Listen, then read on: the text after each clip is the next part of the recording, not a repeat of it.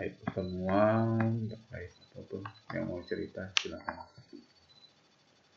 Jadi mohon maaf ya, jadwal kita pindah-pindah nih. Kenapa hari ini ada waktu kosong siang, sebentar lagi juga nggak lama Pak, nanti Pak juga ada kegiatan. Mungkin insya Allah minggu depan kita akan berjalan normal kembali sesuai dengan jadwal lama. Jadi yang penting saya infokan saja kepada teman-teman. Dan terima kasih untuk responnya dan kesempatannya agar kita bisa tetap melakukan perkuliahan dan nggak banyak jam yang kita tidak ganti. Walaupun pertemuannya sebentar, selebihnya saya sediakan video untuk penjelasan.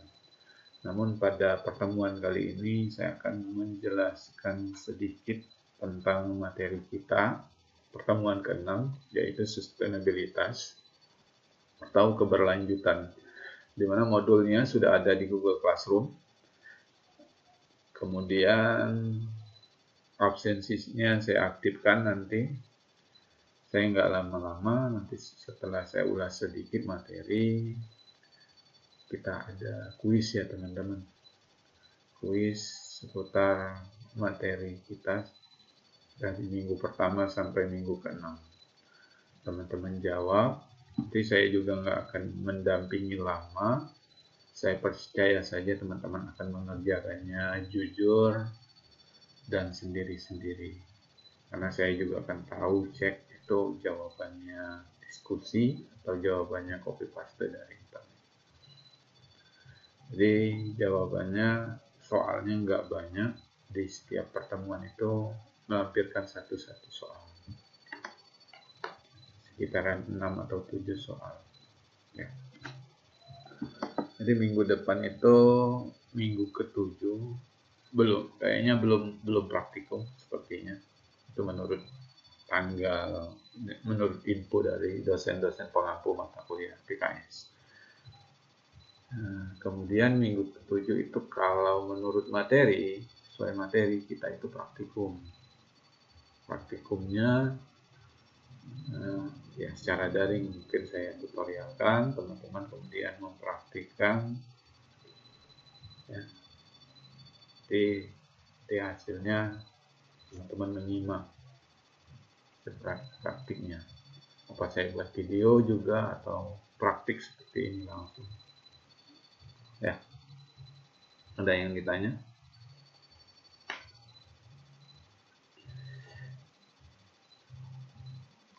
Yang telah join ini 68 orang mahasiswa. Nah lagi nih yang belum datang, saya siapkan absensi dulu ya.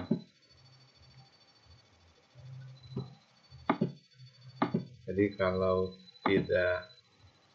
tidak nambah ini, yang belum sempat hadir di dalam pertemuan hari ini, yang berarti dia nggak sempat ikut kuis, berarti agar menginfokan ke saya dan akan ada kuis susulan untuknya dengan soal baru. Jadi saya buatkan siangkatnya.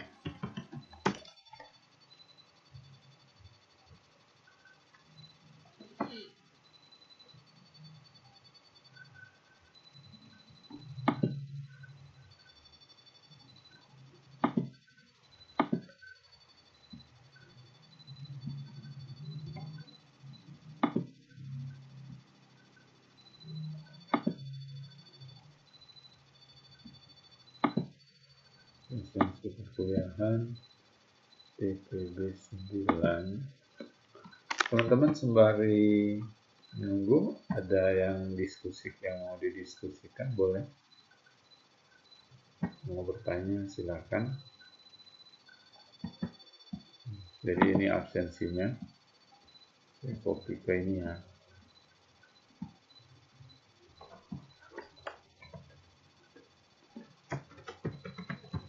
Si pertemuan. Nah. 1, 2, 3, 9. silakan absen, jangan lupa isi absensi ya. Kalau nanti UTS dan UAS saya rekap kehadirannya, memenuhi tidak kehadirannya 80%. Kalau tidak, ya tidak bisa ikut UTS ataupun UAS. Oke, untuk yang absensi manual nanti saya infokan bagaimana absensinya, atau saya sediakan absensinya manual ya, kalau yang nggak bisa melalui pokoknya. Link pertemuan kita.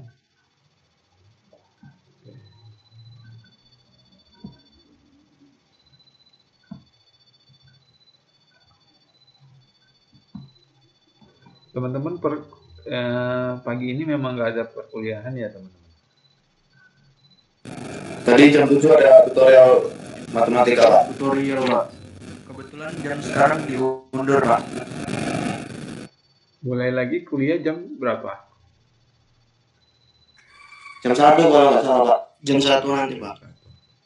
Cukuplah, nanti kita sekitaran jam 10 itu sudah kumpul kuis, nggak banyak. Jadi apabila hari ini kita pertemuan ke-6, Jumat nanti nggak ada lagi pertemuan, ketemu lagi di minggu depan. Jadi saya infokan, kalau mungkin ya insya Allah kita akan berjalan kuliah seperti biasa jadwalnya ya. Jadi ini pertemuan ke-6, materinya ini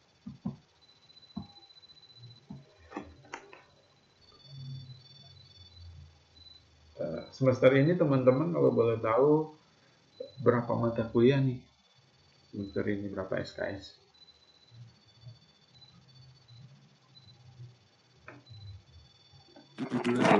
Apa?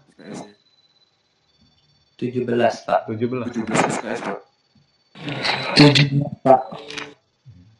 Itu ada di Siakat ya teman-teman, kayak gini nih perwalian saya ya. Sedikit ya 17 SKS ya, kok bisa ya? Kalau ini mahasiswa perwalian saya semester 1 ini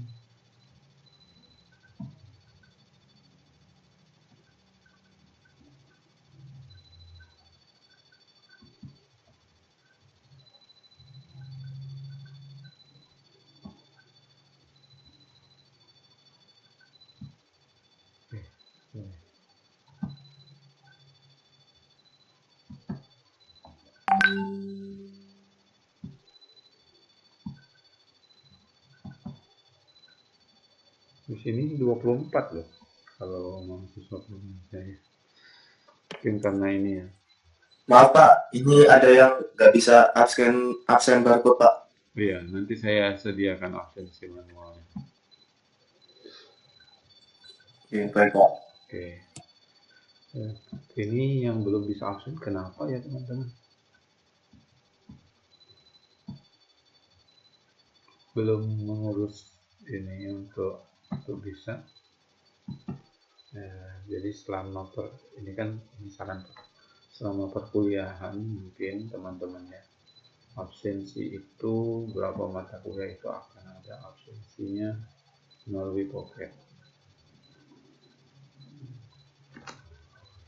Ini dari 72 sudah 54 orang yang berhasil absen. Yang merah ini yang sudah absen, yang biru ini yang belum. Ya, tapi cukup lumayan banyak ya.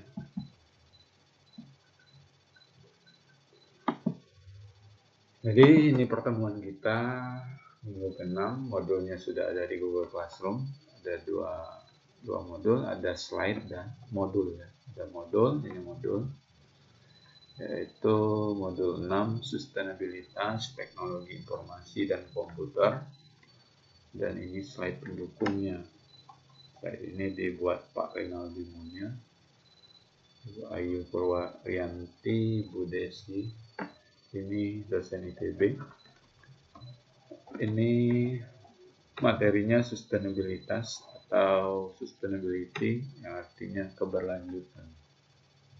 Jadi ini materi ini slide ini ringkasan dari modul, sama saja ini. Jadi dalam materi ini, sustainabilitas teknologi informasi dan komputer ini itu tentang keberlanjutan. Kita akan membahas tentang keberlanjutan. Jadi kemajuan teknologi, kemajuan suatu kota kita yang ada di sekarang saat ini itu harus memperhatikan generasi yang akan datang. Namanya keberlanjutan. Jadi hidup ini bukan hanya saat ini, tetapi untuk generasi kita yang akan datang setelah kita, anak cucu kita. Itu yang dipikirkan, yang akan dibahas di sini. Jadi teknologi itu semakin berkembang dan semakin maju dan semakin memberikan kemudahan, semakin memberikan solusi dari permasalahan kita. Teknologi yang sustainabilitas itu harapannya teknologi yang bisa digunakan jangka panjang, teknologi yang ramah lingkungan. Jadi di sini teknologi di sini bukan hanya komputer, teman-teman, tetapi di bidang otomotif, di bidang kemajuan zaman, harus bisa green ya, atau teknologi yang hijau atau teknologi yang ramah lingkungan, tidak merusak alam, tidak merusak udara, lingkungan sekitarnya.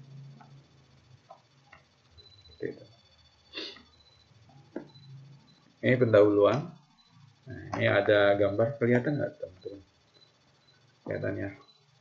Jadi pembahasannya didahulukan dengan sebuah dampak atau sebuah pemandangan yang suatu masalah. Asap perusahaan, asap kendaraan. Ini yang menjadi problem. Ini yang menjadi masalah yang harus dituntaskan, baik itu menggunakan teknologi ataupun otomotif. Sebuah perusahaan diharapkan juga dengan adanya teknologi, bagaimana sih limbah, kan udara, asap udara yang mengepul dari cerobong asap perusahaan tersebut itu kan pencemaran udara. Bagaimana, adakah tindak teknologinya, apakah ada solusinya dari pencemaran ini? Nah, itulah teknologi yang harus dipikirkan. Kemudian otomotif, ini kan kendaraan itu diharapkan makin di bidang otomotif ya, di bidang otomotif kendaraan itu juga diharapkan bagaimana sih mau kendaraan itu tidak mengotorkan udara, tidak menjadi polusi udara. Nah, beda kalau jam anak-anak. Jadi pola pikirnya dirubah. Ya, kita kalau suka motor yang sering bunyi reng kayak gitu, itu kayak mesin rumput itu, itu merusak lingkungan. Kalau bisa kita punya kendaraan itu nggak bunyi, tahu-tahu datang gitu, ke tujuan. Saya juga aneh kalau orang suka nge-track motor ya, kendaraan. Itu suka bener yang namanya knalpot itu berisik. Knalpot itu keluarin asap. Apa nggak sakit kuping? Apa asapnya knalpotnya itu sehat untuknya? Jadi seperti itu ya. Jadi pola pikirnya, pikirkan dengan dampak lingkungan, pikirkan kita. Jadi di bidang otomotif diharapkan juga memberikan solusi. Misalkan kemajuan kendaraan itu yang ramah lingkungan, konsumsi energinya digantikan, misalkan awalnya bahan bakar minyak digantikan dengan energi atau air dan atau listrik ya, yang ramah lingkungan.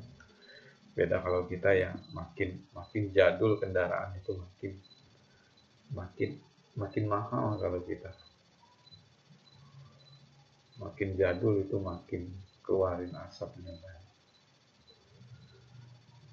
Jadi kalau suatu negara itu ada negara yang kalau 5 tahun mobilnya itu sudah nggak layak pakai, karena sudah menjadi asapnya ini sudah menjadi polusi.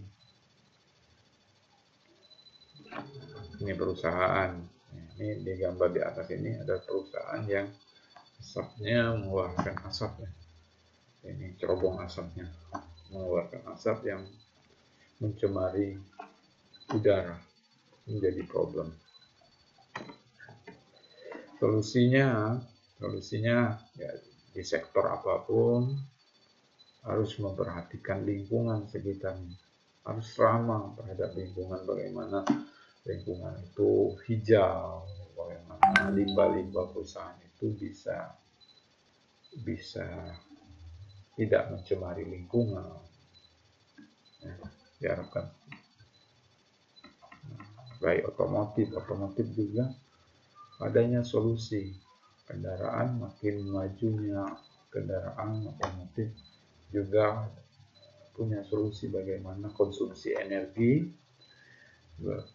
energinya, bagaimana polusinya, itu yang harus jadi solusi. Kemudian pembangunan gedung ini misalkan harus memperhatikan ada nggak suatu kota itu, misalkan kota itu sudah membangun gedung, banyak gedung yang dibangun. Juga harus memperhatikan ada nggak tidak kawasan hijau di kota tersebut. Jadi kan sebagaimana diketahui kawasan hijau itu atau pohon-pohonan itu akan menyimpan air, menyimpan air, atau saat kita kering atau sakit hujan akan menyerap air. Kalau kota itu banyak gedung, bagaimana itu banjirnya, hujannya, akibatnya kebanjiran, karena nggak ada daerah serapan lagi. Kemudian hasil alam di sini, pembangunan jalan. Jadi hasil alam itu juga harus dirasakan manfaatnya untuk masyarakat luas, yaitu dirasakan untuk pembangunan, baik itu pembangunan jalan, pendidikan, sekolah, tempat ibadah, dan lain sebagainya. Itu karena mikirnya kayak gini, hasil alam itu dimanfaatkan untuk masyarakat luas, karena masyarakat itu punya hak akan kekayaan alam suatu kotanya dan dinikmati untuk pembangunan. Jadi akses jalan yang bagus ini kan misalkan membahas tentang keberlanjutan ya, sustainabilitas. Anak-anak bisa sekolah dengan mudah kalau akses jalan bagus. Jadi sustainabilitas itu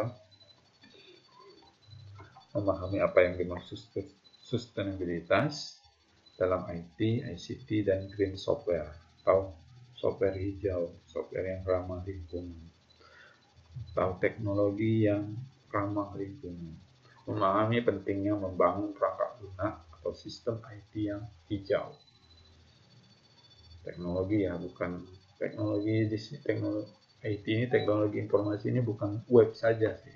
Kalau sudah dalam cakupan luas, itu baik itu di perusahaan, teknologi, baik itu mesin-mesinnya, peralatannya. Kita sini.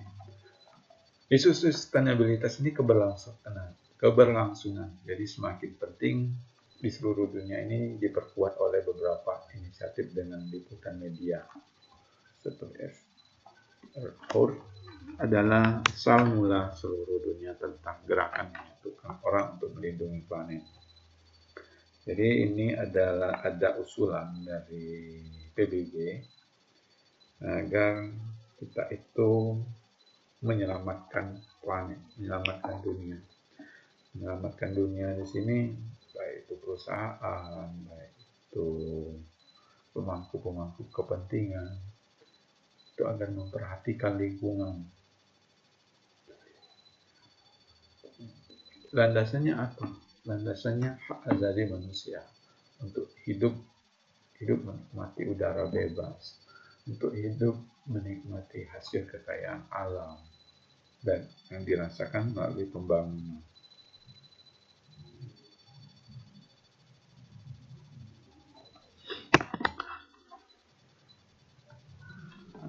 Ini lanjut ya.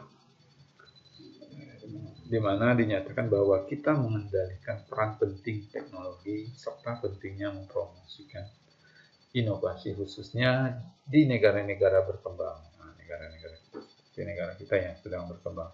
Kami mengundang pemerintah untuk menciptakan kerangka kerja yang mungkin mendorong teknologi berwawasan lingkungan. Teknologi yang ramah lingkungan. Penting dan pengembangannya dan inovasi termasuk dalam mendukung green economy. Ekonomi hijau dalam konteks pembangunan yang berkelanjutan. Dan mengentas kemiskinan. Di kemiskinan itu juga menjadi persoalan dunia. Jadi bagaimana orang miskin itu kan merasakan, kaum yang miskin itu merasakan pendidikan yang gratis, akses jalan yang bagus, energi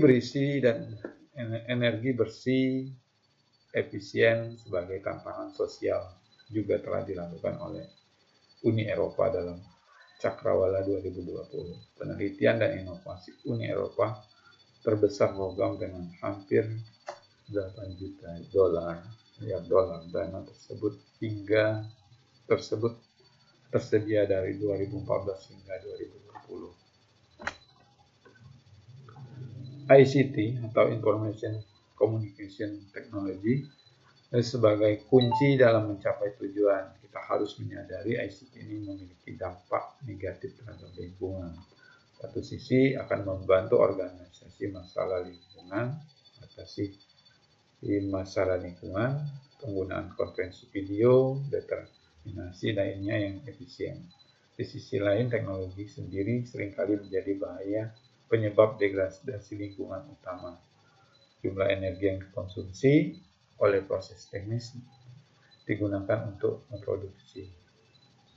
Aspek ganda teknologi berarti organisasi juga menghadapi dua tantangan. Nah, jadi seperti ini ya teman-teman, kurang lebih ini pendahuluannya ya tadi. Jadi kita menyebut sustainabilitas. Jadi sustainabilitas itu apa sih? Nah, jadi kurang lebih ini ya, dalam definisi ini yang disepakati oleh Perserikatan Bangsa-Bangsa, yaitu dalam memenuhi kebutuhan saat ini kita itu tanpa harus mengorbankan generasi yang akan datang untuk memenuhi kebutuhan kita saat ini. Jadi kita harus memikirkan, jadi sustainabilitas ini kita harus memikirkan generasi yang akan datang, tidak mengorbankan generasi yang akan datang untuk memenuhi kebutuhan saat ini. Baik itu kekayaan alam, terus keputusan kita harus memikirkan dampak lingkungannya. Jangan sampai generasi yang akan datang alam ini sudah rusak karena ulah manusia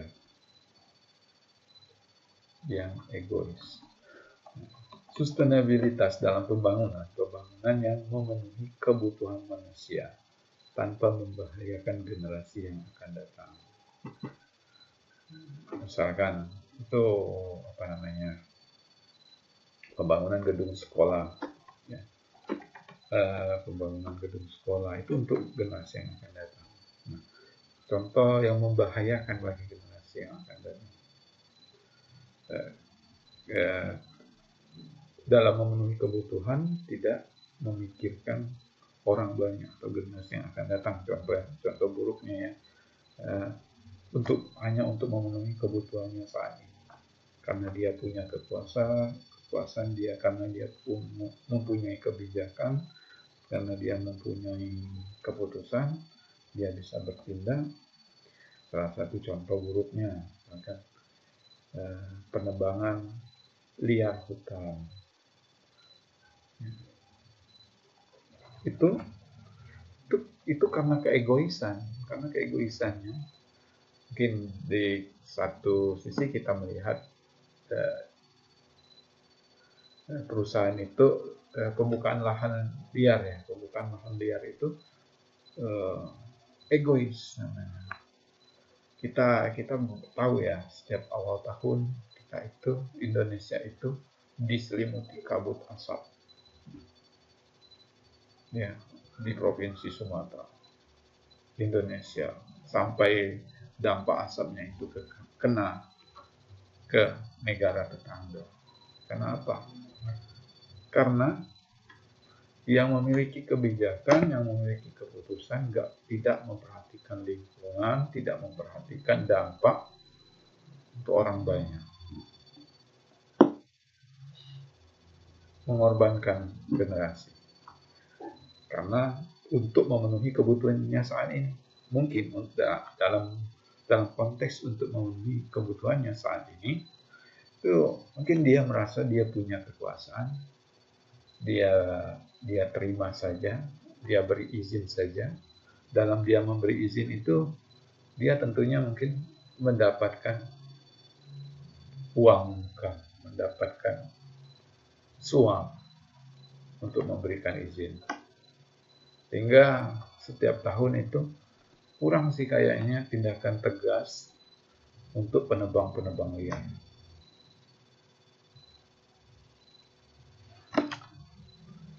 Bisa jadi karena penebang liar ini sudah meminta izin, dan pengawas lingkungan atau penegak hukum lah ya yang menindaklanjuti ini diam. Kenapa? Sudah menerima uang atau uang diam. Jadi itu generasi yang saat ini yang membahayakan generasi yang akan datang, karena untuk memenuhi kebutuhan yang saat ini.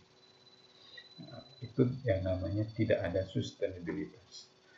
Karena kalau ada sustainabilitas itu pembangunan untuk memenuhi kebutuhan dia sebagai manusia tanpa harus membahayakan generasi yang akan datang, tanpa membahayakan generasi yang akan datang untuk memenuhi kebutuhannya saat ini.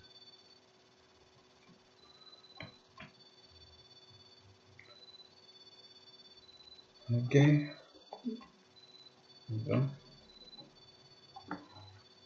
Ini praktisi sustainabilitas selalu memperhatikan dampak dari setiap keputusan yang diambil terhadap lingkungan sosial dan budaya. Jadi praktisi atau orang yang memikirkan keberlanjutan itu memperhatikan dampak dari keputusannya terhadap lingkungan, sosial, dan budaya. Dia memperhatikannya dalam punya kebijakan, punya keputusan, punya kedudukan. Dia memilih kebijakan organisasi dalam menentukan kebijakan organisasi, dan dalam tindakan ekonomi, konsumsi energi. Ini yang harus dia perhatikan. Kebijakan organisasinya bagaimana, tindakan ekonominya bagaimana, konsumsi energinya bagaimana. Nah, ini terhadap lingkungan, kebijakan organisasinya.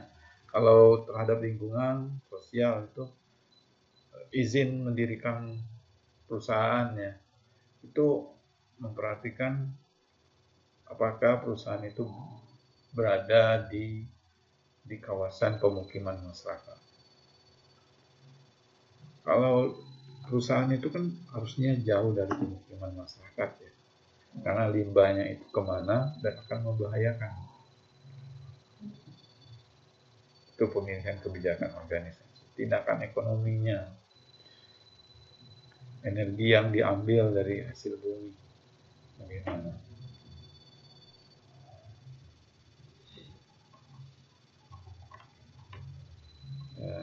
Ini elemen sustainabilitas, yaitu sama seperti tadi ya, kebijakan sosialnya,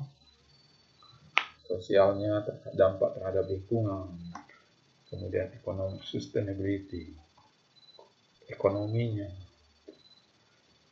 terus sustainability terhadap lingkungan. Ya, jadi ini levelnya. Jadi ini adalah elemen sustainabilitas yang harus diperhatikan, dampak sosial, dampak ekonominya, terus dampak terhadap lingkungannya. Itu yang harus diperhatikan, karena akan bicara generasi yang akan datang. Ini triple konsep. Dalam konsep dalam sustainabilitas, ini faktor-faktor yang diabaikan, yang sering diabaikan. Namun faktor ini, 3 konsep ini yang diselewengkan bagi yang memiliki kedudukan, yaitu people, itu orang, kebijakan terhadap orang itu harus adil. Praktik yang harus adil untuk semua orang dan tidak mengeksploitasi kepentingan pihak yang terpisah berdasarkan uang, status maupun untuk memenuhi kebutuhan pertumbuhan atau kebutuhan. Jadi dalam praktik itu kita itu harus adil dengan orang. Dan adilnya itu dalam memberikan upah, bukan hanya upah saja maksudnya ya. Adilnya itu berdasarkan kebijakan yang kita buat, keputusan yang kita buat itu harus memperhatikan orang di sekitar kita. Kepentingan yang terpisahkan karena uang ya, status atau kebutuhan lain. Jadi bukan status uang saja, status kedudukan saja atau kebutuhannya saja. Jadi harus memperhatikan orang, harus adil. Kita punya perusahaan, kita juga harus adil. Adilnya bagaimana? Semua orang punya hak, punya kebebasan walaupun dia bukan investor dari perusahaan tersebut. Semua orang itu punya hak untuk menghirup udara bebas, kehidupan untuk menikmati lingkungan yang segar. Jadi bukan semata-mata bicara uang dan status atau untuk memenuhi kebutuhannya saat ini. Dia harus melihat dampak terhadap orang-orang di sekitarnya. Kemudian manajemennya, planetnya ini atau bumi atau lingkungan sekitar kita. Bicara sustainabilitas itu bicara planetnya, bicara dengan lingkungan, bicara dengan bumi kita. Apakah harus jadi pengelolaan sumber daya itu sumber daya yang terbarukan dan tak terbarukan itu sekaligus harus memperhatikan limbahnya, energi yang digunakan, jadi dalam arti yang luas ya. Jadi harus memanajemen ini sumber daya yang ada, sumber daya baik terbarukan, tidak terbarukan, itu limbahnya, energi yang dikonsumsi. Kemudian keuntungan, profit. Jadi manfaat finansial ini yang dapat dinikmati oleh masyarakat banyak, masyarakat sosial. Ini yang sering diabaikan. Keuntungan yang punya kedudukan, keuntungan yang orang yang punya jabatan, yang punya perusahaan. Tapi harus memperhatikan dampak, harus memperhatikan keuntungannya untuk dinikmati oleh masyarakat sosial, masyarakat luas. Misalkan kekayaan bumi suatu kabupaten atau provinsi. Kekayaannya ini bukan pemangku jabatan, bukan perusahaan, harusnya dinikmati untuk masyarakat yang luas, mulai dari pembangunan jalan. Jadi kan kekayaan bumi suatu kabupaten itu bukan kekayaan untuk pejabatnya, bukan kekayaan untuk pemdanya, pemerintah kotanya. Itu harus dirasakan manfaatnya dengan masyarakat luas, hasil alam. Nah, saya rasa juga masyarakat luas juga enggak menuntut untuk minta uang, tapi merasakan keuntungan dari pembangunan, keuntungan yang berupa infrastruktur, pendidikan, pembangunan, akses jalan, perekonomian yang jalan, terciptanya lapangan kerja, seperti itu. Jadi keuntungannya itu bukan masyarakat datang minta untung, minta bagi untung, itu preman itu namanya. Keuntungannya itu yang bisa dirasakan dalam pembangunan, dinikmati. Teman-teman, halo? Iya, Pak. Waduh, kok banyak ya? Saya baca ya. Ini gap institusi dalam pembangunan. Nah, jadi dalam keputusan itu gap itu adalah kesenjangan ya. Jadi kesenjangan dalam sebuah institusi atau yang mempunyai kebijakan dalam pembangunan yang berkelanjutan itu tuh ini gapnya, kesenjangan atau penyebab terjadinya tidak memperhatikan sustainabilitas itu, yaitu dalam pengambilan keputusan ini tidak terintegrasi. Jadi maksudnya pengambilan mandat yang terbatas. Jadi sebuah memberikan izin, misalkan pembukaan lahan, dia merasa bisa memberikan keputusan, memberikan izin, tapi mandatnya ini dia tidak koordinasi dengan pihak-pihak yang lain, unit-unit yang lain. Karena apa? Kita mungkin bisa melihatnya dari selagi saya punya kekuasaan, mungkin saya yang memberi mandat, saya yang memberikan izin, hak saya. Nah, ini jadi yang mandatnya tidak terintegrasi. Dalam pengambilan keputusan itu tidak terintegrasi. Mandatnya terbatas. Hukum yang rigid. Jadi hukum yang tidak berjalan dengan baik. Memberikan izin, dampaknya sudah berasa, tapi tidak mengambil tindakan. Karena apa? Hukumnya tidak berjalan. Ini mungkin adanya uang pelicin atau uang diam, sehingga hanya bicara saja tanpa ada tindakan hukum. Kurangnya komunikasi dan koordinasi. Ini salah satu pengambilan keputusan yang tidak terintegrasi. Kurangnya sustainabilitas, tidak ada lembaga yang mengawasi dampak dari aksi yang dilakukan oleh sebuah organisasi terhadap lingkungan. Jadi ini akuntabilitas ini terkait dia punya jabatan, apakah dia mampu atau benar-benar profesional dalam jabatannya. Nah, ini akuntabilitas, akuntabel, profesional, lembaga atau orang dalam suatu organisasi terhadap lingkungannya. Apakah dia diam karena dia takut, apakah sudah menerima uang suap. Nah, ini lanjut ke solusi sustainabilitas. Jadi ini beberapa solusi penggunaan materi yang dapat didaur ulang, pola hidup, mulai dari 3 ya, reuse, reduce, recycle. Jadi kita bisa memanfaatkan yang ada, recycle ulang atau daur ulang yang ada. Jadi tanpa harus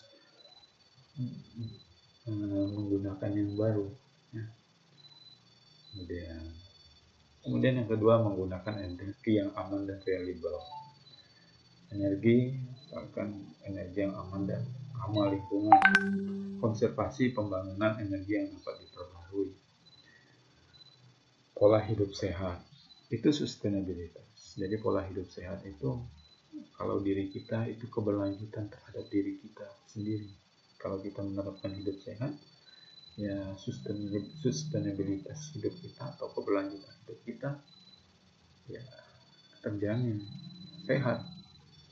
Kalau seorang perokok itu tidak memperhatikan sustainabilitas, seorang perokok itu tidak memperhatikan keberlanjutan hidupnya. Kalau saya kata, karena sudah jelas di bungkus rokok itu ya tertulis rokok dapat menyebabkan kanker, serangan jantung, tensi, dan gangguan kesehatan dan lain sebagainya. Jadi kalau dia mengkonsumsi rokok itu dia tidak sustainabilitas, tidak mempedulikan keberlanjutan untuk hidupnya. Jadi keberlanjutan untuk hidupnya itu kalau dilihat dari luas, bukan hanya kepedulian dia terhadap dirinya sendiri, tetapi kepedulian terhadap dirinya sendiri itu akan mempengaruhi dirinya sendiri, lingkungan, keluarga, saudara, anak, orang tua. Jadi itu pola hidup saya. Jadi peduli terhadap diri sendiri. Komunikasi dan koordinasi, yang memiliki jabatan, yang memiliki kedudukan, teman-teman nanti kita sudah bekerja, jangan kurang komunikasi dan koordinasi, itu penting. Ya, jangan dalam memberikan izin harus komunikasi, harus koordinasi. Apa dampaknya terhadap lingkungan, dampaknya terhadap orang banyak, bukan semata-mata karena keuntungan. Kemudian pengembangan intelektual dan spiritual. Jadi kita sebagai generasi muda yang lagi menuntut ilmu harus punya intelektual, harus cerdas. Kalau kita punya ilmu, punya pengetahuan, kita pasti akan punya terobosan, punya inovasi.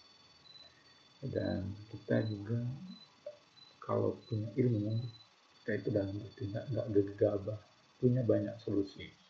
Jadi diilustrasikan kalau seorang itu tamat SD itu dapat menyelesaikan masalah itu dalam 10 cara. Anak SMP menyelesaikan masalah dengan 100 masalah. Sampai SMA, sampai kuliah itu makin tinggi pendidikan, makin berintelektualnya, maka akan punya banyak cara dan punya banyak solusi dalam menyelesaikan masalah. Kemudian spiritual ini terkait dengan agama, terkait dengan keyakinan. Jadi sertakan selalu keyakinan kita bahwa kita kelak akan tua, mati, dan apa yang kita lakukan ini akan dipertanggungjawabkan di akhirat. Nah, jadi kita punya kebijakan, kita punya keputusan, dan itu akan dipertanggungjawabkan di akhirat. Jadi saya percaya, saya tahu di kepercayaan apapun, di agama apapun, kalau kita menyertakan orang yang spiritualnya bagus, agamanya bagus, nggak sembarang jalan bertindak. Ya. Kemudian memperhatikan dampak global dari setiap aksi yang dilakukan. Ini dampak globalnya, bukan dampak saat ini, namun dampak yang akan datang, generasi yang akan kita siapkan. Prinsip dampak global menurut PBB. Dampak ini kita harus memperhatikan hak manusia. Hak manusia itu untuk menghirup udara yang segar, menikmati lingkungan yang segar, udara yang segar, hasil alam. Kemudian buruh. Kita mungkin punya perusahaan, teman-teman nanti. Buruh itu memang bekerja sama dengan kita. Tapi buruh itu harus adil kita lakukan.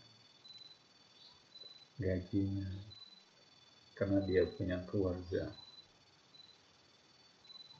Environment atau lingkungan. Jadi dalam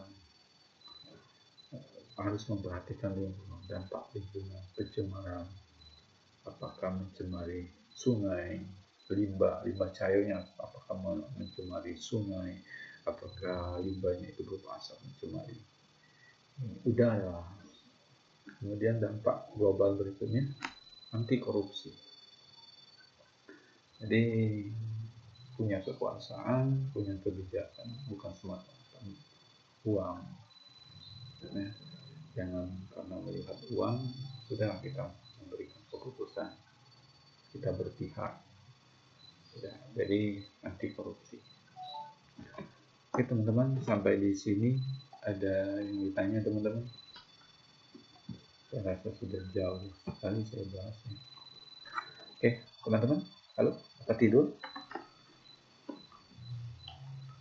Mati. Ya, Pak. Ya.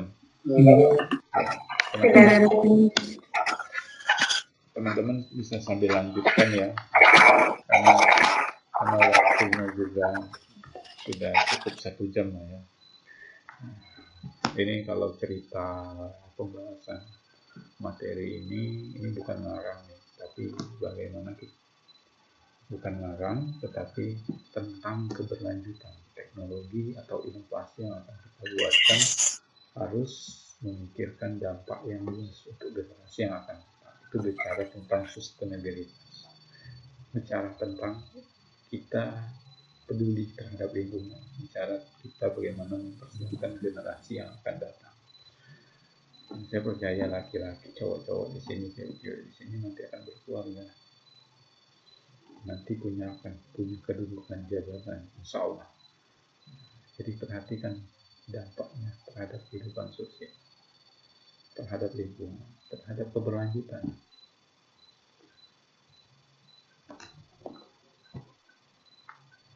Nanti kalau semuanya kita nggak lagi bisa menghirup udara yang segar, kita akan mencari udara itu dengan membayar, dengan budget. Kesehatan kita akan menurun.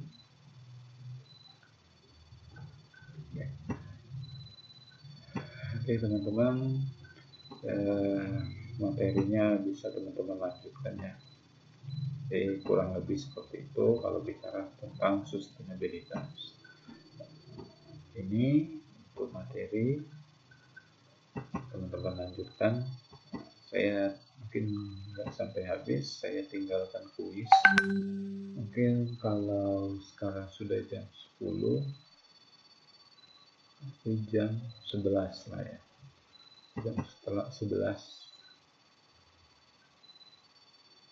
60 atau jam 11 atau setengah 12 lah ya. Jadi ini tugasnya, kerjakan di kertas bertulis tangan rapi ya. Jadi bertulis tangan rapi ini yang bisa dibaca lah ya. Jadi kalau Pak kesulitan nanti membacanya. Soalnya ini teman-teman jelaskan secara singkat sejarah dari adanya sistem komputer ya. Menurut Anda apa manfaat web server dan database? Jadi yang pertama ini, kalau yang soal pertama ini pertama, soal kedua ini bab 2 gitu, sampai ke soal 7. Menurut Anda bagaimana teknologi informasi komputer berdampak baik bagi ekosistem lingkungan? Sampai ke materi hari ini. Jadi di sini soal ini jawabannya, harapannya ini dari Anda, jawaban hasil kata-kata Anda ya. Jadi saya tinggal ini kuis, saya percaya saja Anda akan mengerjakannya mandiri dan jujur ya. Jangan copy paste dari internet. Mungkin kalau Anda teman-teman cari referensi, karena saya tidak bisa mengontrol apakah dia jawab sendiri, apakah dia membuka internet atau membuka modul, tapi minimal teman-teman saat menulis itu membaca benar tidak jawabannya, ya menurut Anda ya. Menurut jawaban Anda atau menurut rangkuman Anda, menurut analisa Anda, ya. Oke, paham teman-teman? Paham nggak teman-teman? Halo? Sudah pada mengerjakan ya? Paham, Pak. Oke. Oke. Jadi saya ini edit dulu. 9 jam. Ini abaikan saja ya. Jam 9 tadi sampai jam 11.30 lah ya. 11.30 sudah upload ya maksudnya ya. Bukan 11.30 baru sudah menulis. Langsung hari ini Rabu Kamis. Oke, boleh sambil tanya. Tanggalnya di kertas ya? Di buku apa? Boleh di kertas apapun bebas, tapi ditulis tangan dan yang bisa dibaca ya teman-teman ya.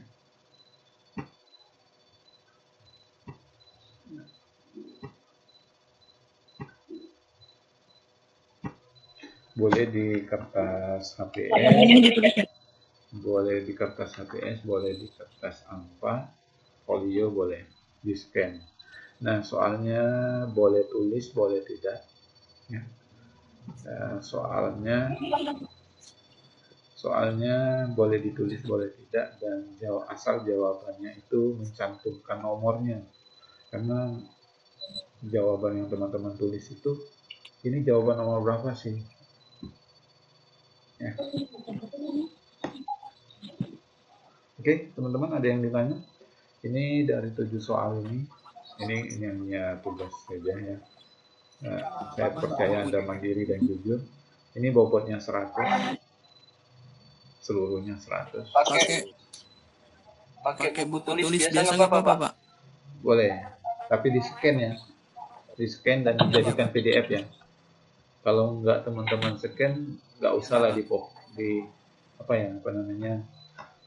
kalau di scan dikirim di sini, bukan dikirim melalui DT ya.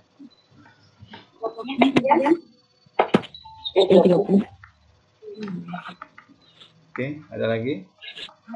Waktu sampai jam 11 kan, Pak? Iya, 11.30 ya.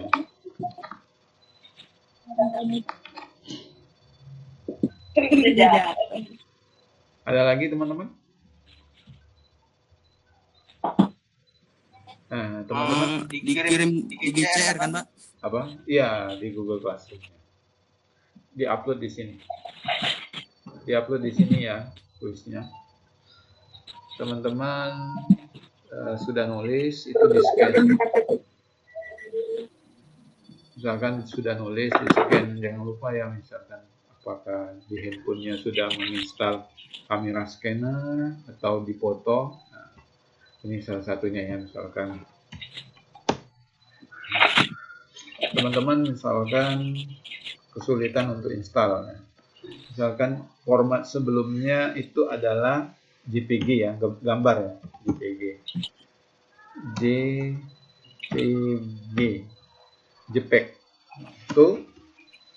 itu PDF.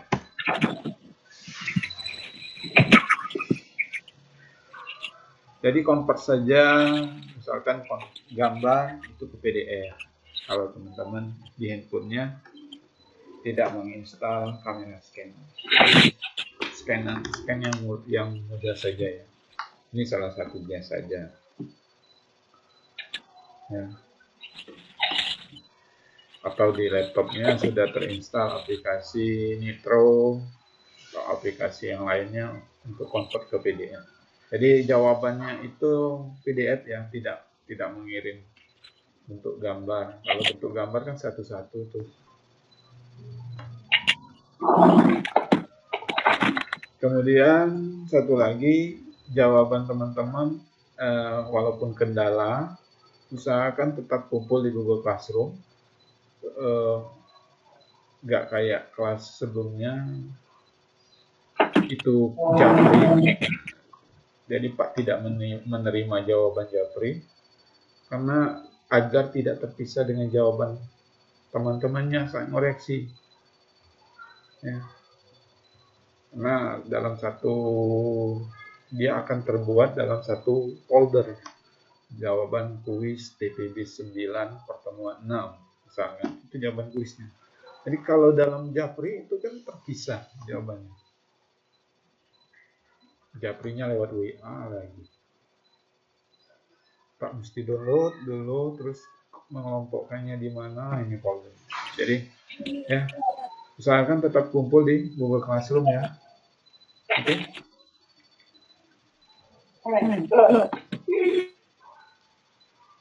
Ada lagi?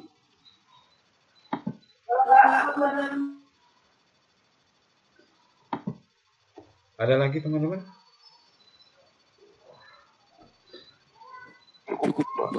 Cukup ya?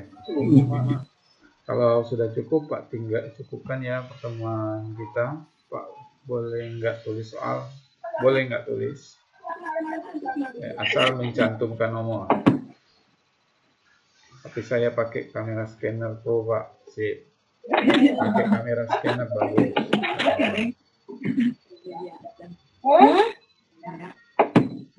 Oke, kalau sudah teman-teman ada lagi? Esti, apa?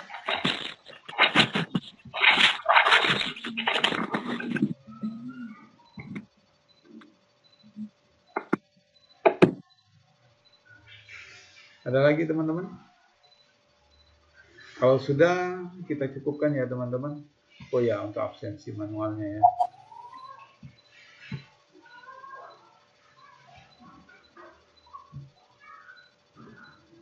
Ini salah ini.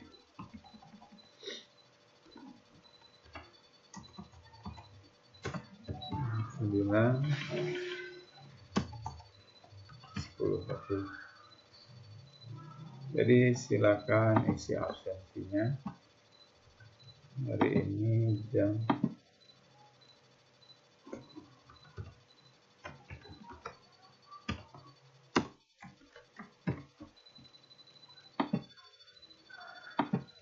jadi uploadnya hari ini ya sampai jam 11.30 lah ya, saya tunggu. Oke teman-teman, jika tidak ada kita cukupkan ya pertemuan kita hari ini. Sehat terus, jangan lupa jawabnya benar karena itu akan jadi komponen penilaian untuk mengisi kolom kuis ya. Siapkan dirinya untuk belajar mata kuliah lain setelah ini. Mungkin bukan hanya PKS yang akan mengambil nilai mata kuliah yang lain ya. Oke ya, kalau sudah tidak ada lagi, ada yang ditanya? Kalau tidak ada lagi kita cukupkan ya. Oke, semoga bermanfaat pertemuan kita hari ini dan kita mendapatkan ilmu. Sehat terus, amin. Dan saya akhiri, wassalamualaikum warahmatullahi wabarakatuh.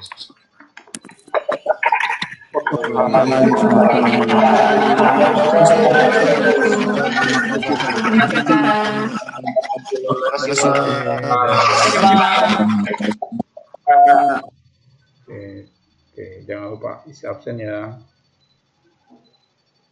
Ya, Pak, makasih banyak. Oke, sama-sama. Dah. Izin ya, Pak. Oke, yuk.